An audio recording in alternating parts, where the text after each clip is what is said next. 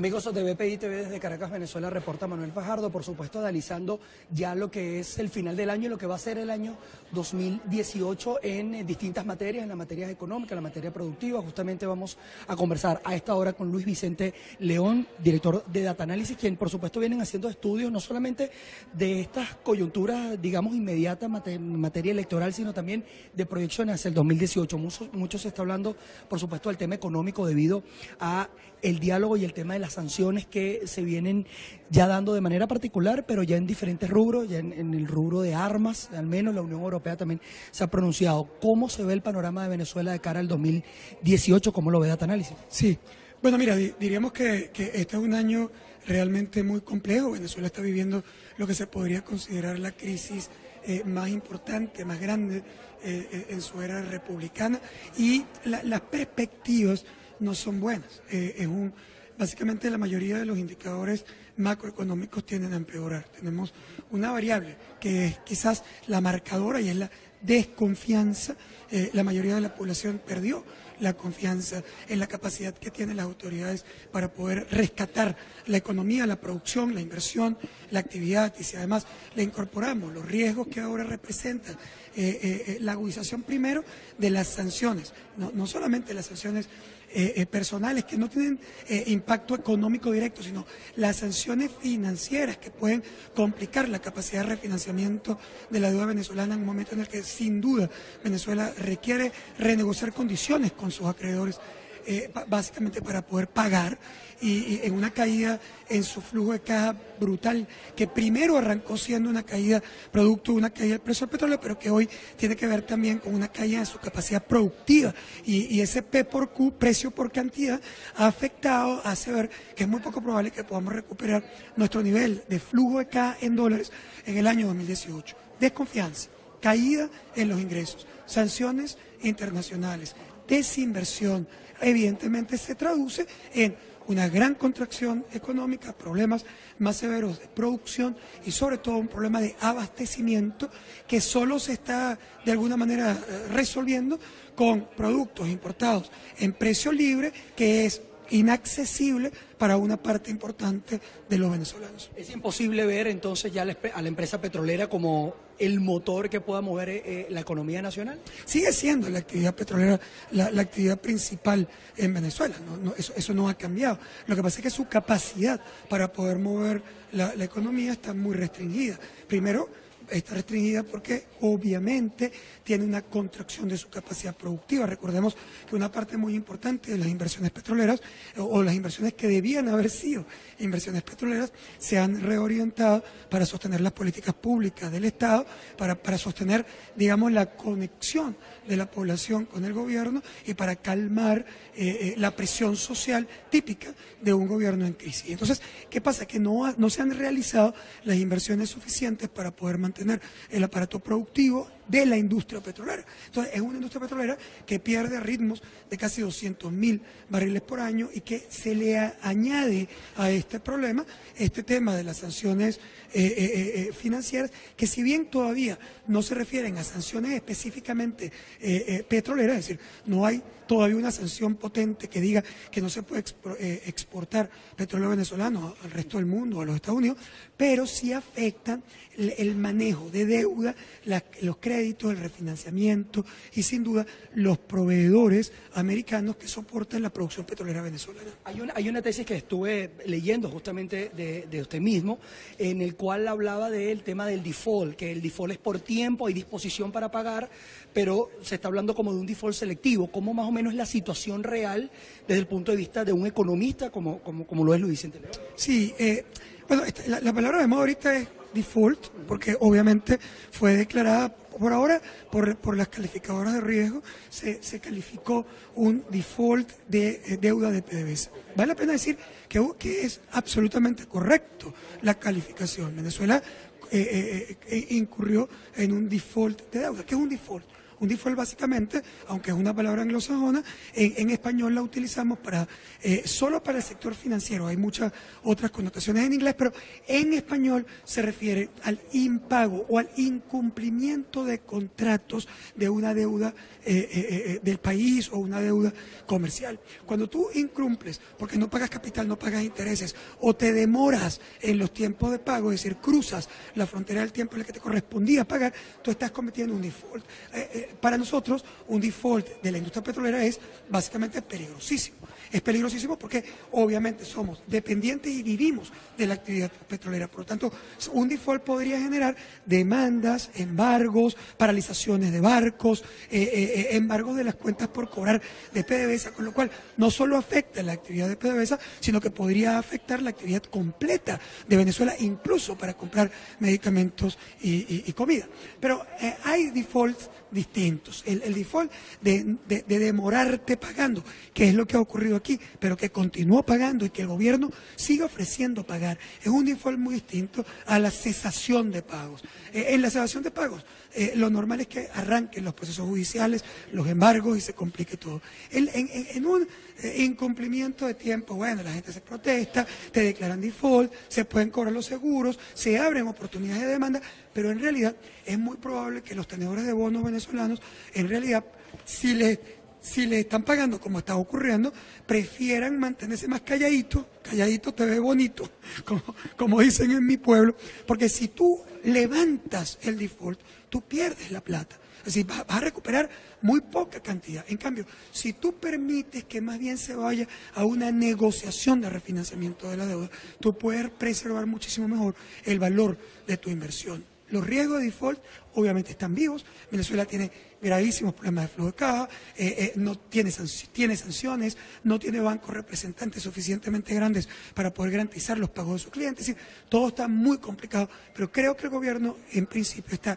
buscando, y creo que es correcto, está buscando más que hacer un default, un refinanciamiento, para lo cual necesita la oposición, porque la oposición necesita aprobar ese refinanciamiento en la Asamblea Nacional, con lo cual evidentemente gana poder de negociación para poder obligar al gobierno a conseguir algunas cosas, y la comunidad internacional podría estar dispuesta si se producen negociaciones políticas que abran un poco o oxigenen la democracia venezolana. Dos puntos ahí importantes que quisiera tocar. En este caso, hubo una reunión en estos días con los tenedores de bonos acá en Venezuela.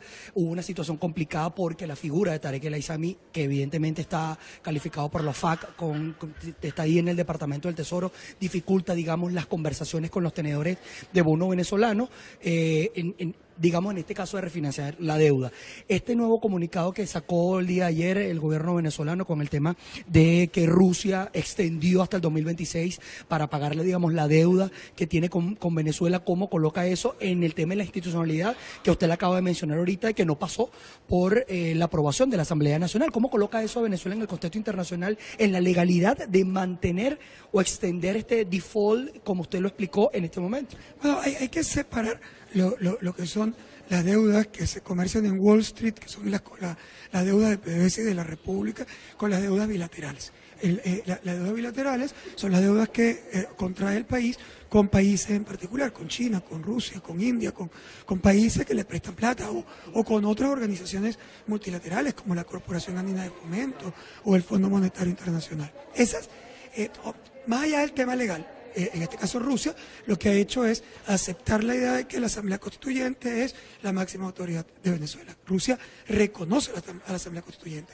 El problema con la deuda de Nueva York es que Estados Unidos, Europa y la mayoría del resto de la comunidad internacional no reconoce a la Asamblea Nacional Constituyente como una autoridad legítima de Venezuela y exige que cualquier proceso de negociación pase por la Asamblea Nacional. Ahora, la negociación con China y la negociación con Rusia, que van a continuar haciéndose, yo la doy por descontada, son aliados que de alguna manera no van a presionar al gobierno venezolano para colapsarlo. Por lo tanto, esas deudas bilaterales son deudas que el gobierno puede controlar. Su problema hoy no es ese. Su problema hoy es Nueva York, Wall Street y la deuda comercial, la deuda externa financiera de PDVSA y de la República, es decir, los bonos soberanos de Venezuela y los bonos de PDVSA, que no se van a poder refinanciar tan simplemente como estos acuerdos que se han realizado con China o con Rusia.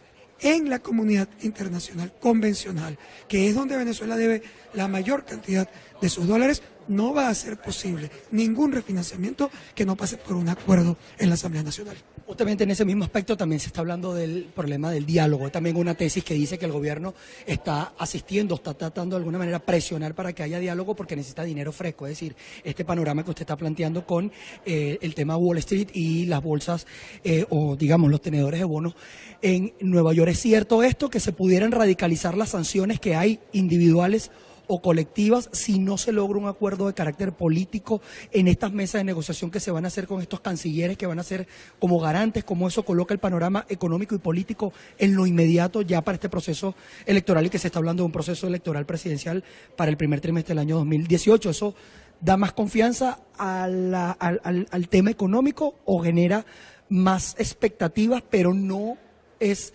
sinónimo de inversión inmediata ante la estabilidad política y económica que pueda tener Venezuela? El interés de la comunidad internacional es modificar la conducta que violenta la democracia, los derechos, y que abra un proceso electoral que permita que la población se exprese transparentemente, universalmente, democráticamente. Y esa es su búsqueda. Ahora, ¿qué hay? Un gobierno que habla de diálogo. ¿Por qué? Porque el diálogo no tiene tiempos ni compromisos. Lo que realmente Venezuela necesita no es ningún diálogo. Diálogo, tú dialogas tomándote un café o aquí estamos tú y yo dialogando. Ese no es el tema. El tema es negociación política, es decir, algo que tenga tiempos, compromisos y que además tenga garantes que obliguen el cumplimiento de esos compromisos. Lo que necesita el país es una negociación política, y lo que busca la comunidad internacional con las presiones y con las sanciones es que se produzca esa negociación. Sí existe sin duda los riesgos de que en la comunidad internacional se amplifiquen las sanciones en contra del gobierno venezolano. Eso puede venir. Sin embargo, lamentablemente, la experiencia es bastante decepcionante en términos de la capacidad que tienen esas sanciones para lograr que un gobierno cambie su conducta o que cambie de gobierno. Con este mecanismo, este nuevo mecanismo, estos garantes, digamos, la fase metodológica que se está implementando, ¿cree usted, desde la visión de Luis Vicente León, que pueda tener éxito este diálogo en función de esta negociación que es necesaria para el país y que la requiere el país, la demanda a los ciudadanos? Yo siempre, digamos, yo quiero siempre darle una oportunidad y el beneficio de la duda a las negociaciones políticas, porque creo que no hay ninguna otra forma de resolver el problema venezolano que no sea negociando. En una negociación, digamos, con poderes de negociación y presiones por los dos lados. Pero lo que también hay que hacer es un poco cauteloso con el optimismo sobre el resultado de esta negociación. El gobierno lo que quiere es manipular a la oposición, y la oposición está fracturada y sin capacidad de presión, de manera que aquí todavía parece faltar algo de tiempo para ver una negociación exitosa. La reactivación económica, por supuesto, pasa por políticas. ¿Cuáles son las políticas que debería implementar el gobierno nacional para generar confianza y cambiar el panorama 2018 que ya tiene Data Analysis bien dibujado en el panorama inmediato? Es difícil incluso imaginarse cambios muy profundos haciendo incluso lo correcto. El año que viene ya es un año cantado negativo, con alta inflación, incapacidad productiva. ¿Cuánto estamos cerrando esto? Vamos a cerrar en inflación, vamos a cerrar en alrededor de 1.200%, que es el récord histórico de Venezuela, y es por mucho la inflación más alta del mundo. Pero es que el año que viene estamos ya camino a un proceso de hiperinflación, y eso ya te dispara exponencialmente los números. Venezuela podría cerrar en inflaciones de 2, 3, 4 o 5.000% cómodamente, o incluso más. Y la capacidad de resolver esto está perdida a menos que tú no tengas un cambio completo en el modelo económico, que exige también un cambio en quien diseña el modelo. Entonces, como eso no está tan planteado, es poco probable que veamos, podemos ver algunas permeabilizaciones, algunas cosas que nos permitan ser un pelín más optimistas, pero inflación va a ser salvaje. La caída de producción está ahí y no es probable que nosotros veamos un cambio severo en la política económica de Venezuela en el año 2018. Estamos hablando de macroeconomía en este caso, pero ¿cómo hacer con los ciudadanos que nos ven, los que compran diariamente y tienen esta fluctuación del dólar, de este dólar paralelo que fluctúa 10, está en 60 bolívares, 60.000 de los de antes. ¿Cómo hacer para la capacidad de compra del venezolano? ¿Cuáles son las recomendaciones? ¿Cómo tratar de ser más llevadera estas Navidades para los venezolanos que no ven y que tienen la economía diaria, la economía cotidiana? Mira, es muy importante entender que la crisis nos afecta como país, aunque no es verdad a que a todo el mundo lo afecta de la misma manera. En Venezuela conviven dos Venezuelas distintas. Una Venezuela de la mayoría, de alrededor del 75-76% de los venezolanos, que están afectadísimos, asalariados, personas que su ingreso está pulverizado, que no tienen la capacidad para poder adaptarse a la inflación, que no pueden comprar, que vas al supermercado y te aterroriza y que estás hiperdependiente de lo que el gobierno te entrega en una caja CLAP o en un subsidio. Y eso no va a ser muy distinto este año. ¿Qué hacer ahí? Tratar de conseguir la mayor cantidad de ingresos posibles, buscar que todos en la familia puedan contribuir, a ser muy, pero muy cuidadosos y tratar de dedicarse a los productos locales, a los productos que tienen el mejor precio, la mejor relación precio-valor, porque los productos importados obviamente son incomprables para una parte importante de los venezolanos. Conseguir crédito, porque el tipo de cambio, el tipo de interés es muy bajo, es negativo, y si te prestan plata, conviértelo en activos y vas a hacer muchos recursos con él. Y finalmente, creo que es importante anticipar las compras todo lo que puedas. Es decir, lo que compres hoy, no hay ahorro que valga, no tiene sentido mantener dinero en un banco perdiendo su valor. Tienes que anticipar, probablemente en activos de protección, en activos que protegen tu patrimonio para poder enfrentar la vida a futuro. La otra Venezuela está dolarizada.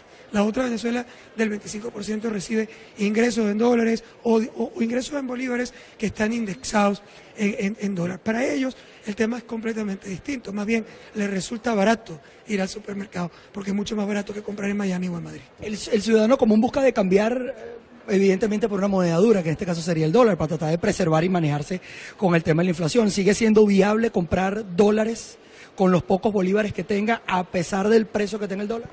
Bueno, aquí ya hay un problema incluso de capacidad para la población masiva. Comprar un dólar en los niveles en que está hoy en el mercado negro, más allá de que es una operación ilegal, es complicadísimo, porque no tiene bolívares.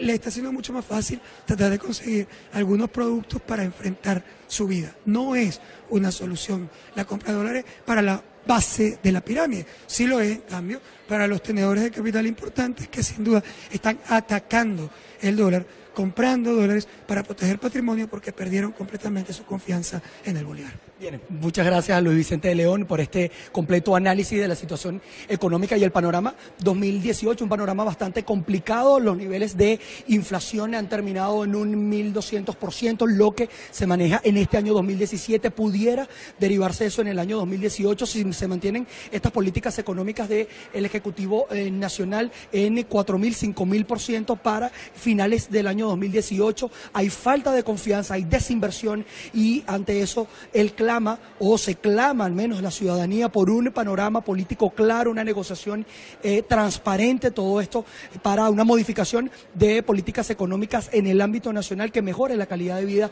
de los venezolanos en lo pequeño, en lo micro, en la microeconomía. Ya en lo que respecta a la macroeconomía, ha hablado de que las deudas con China y Rusia son deudas, digamos, de alguna manera bilaterales entre ambos gobiernos con el gobierno venezolano. No tiene incidencia ahí la Asamblea Nacional, pero sí en el tema de la negociación que debe haber en el campo económico, todo esto para el refinanciamiento claro de la deuda en relación a lo que tiene que ver con la legalidad que debe existir y ante esto tener una negociación política, un reconocimiento a la Asamblea Nacional para que este refinanciamiento que plantea el Ejecutivo Nacional sea concreto. Es la información que nosotros manejamos. Yo soy Manuel Fajardo y esto es VPI TV.